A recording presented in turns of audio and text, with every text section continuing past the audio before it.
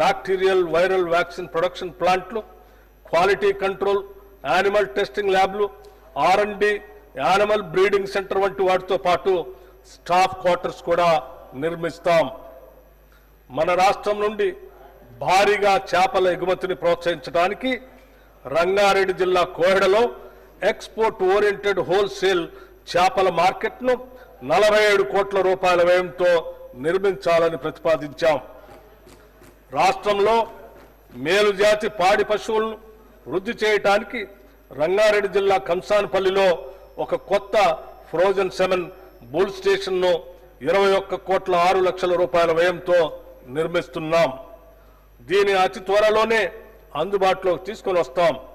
దీని ద్వారా సంవత్సరానికి సుమారు 10 లక్షల ఫ్రోజన్ సెమెన్ డోసుల ఉత్పత్తి సామర్థ్యం ఏర్పడుతుంది. పశుసంవర్ధక శాఖకు ఈ బడ్జెట్లో 1674 కోట్ల రూపాయలు ప్రతిపాదిస్తున్నాము. భూమి అనేది ఒక స్థిరాస్తి మాత్రమే కాదు, అది ఒక భావోద్వేగం. భూమితో ఉన్న అనుబంధం కన్నతల్లితో సొంత ఊరితో ఉన్న అనుబంధంతో సమానం. ఒక వ్యక్తి తన భూమిని కోల్పోయినప్పుడు తన అస్తిత్వాన్నే పోగొట్టుకున్నట్లు భావిస్తాడు. అటువంటి భావుకతతో ముడిపడి ఉన్న అంశంలో గత ప్రభుత్వ హయాంలో చేపట్టిన ధరణి ప్రాజెక్టులో చోటు చేసుకున్న అక్రమాల వల్ల సామాన్యులకు తీరని వేదన మిగిలింది. సమస్యల పరిష్కారాన్ని కోరుతూ ప్రజలు చేసుకున్న దరఖాస్తులు కూడా పరిష్కరించలేని దుస్థితి అప్పట్లో ఏర్పడింది. వీటి పరిష్కరణ వేగవంతం చేయడానికి జిల్లా కలెక్టర్లకు మాత్రమే ఉన్న పరిష్కరణ అధికారాన్ని తహసీల్దార్ ఆర్డీఓలకి బదిలీ చేస్తూ మార్గదర్శకాలని విడుదల చేశాం. తెలంగాణ ప్రభుత్వం ఒక చారిత్రాత్మక సంస్కరణగా భూభారతి చట్టాన్ని తీసుకువచ్చింది.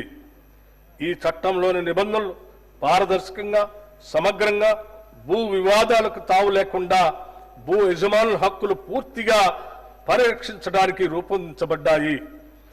డిజిటల్ మ్యాపింగ్ వ్యవస్థ, ఆధునిక సాంకేతికను ఉపయోగించడం ద్వారా భూభారతి లావాదేవీల్ని సులభతరం చేసి సక్రమమైన భూ రికార్డు వ్యవస్థను ఏర్పరచడానికి దోహదం చేస్తుంది.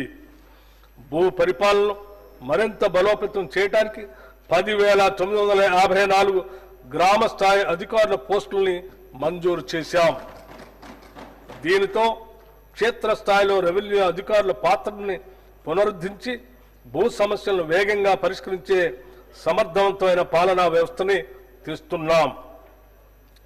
తెలంగాణ అవతరించిన తర్వాత ఎంతో మంది పేదలు నూతన రేషన్ కార్డు కొరకు ఆశగా వేచి చూసినా గత ప్రభుత్వం వారిని పట్టించుకోలేదు. కనీసం కొత్త కుటుంబ సభ్యుల పేర్లను కూడా రేషన్ కార్డులో జత చేయలేదు.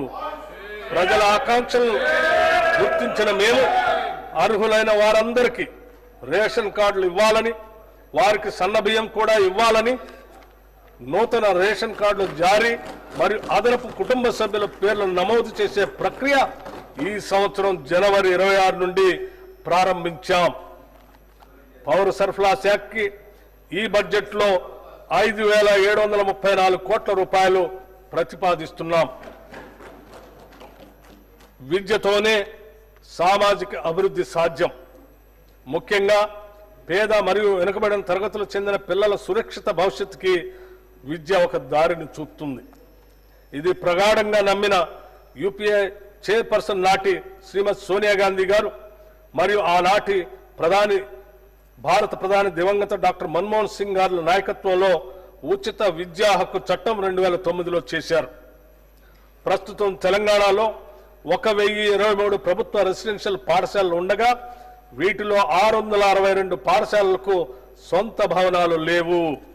అనేక గురుకులాలు అరకొర సౌకర్యాలున్న భవనాల్లో వందలాది మంది విద్యార్థులతో సరైన టాయిలెట్ సదుపాయం కూడా లేకుండా నడుస్తున్నాయి.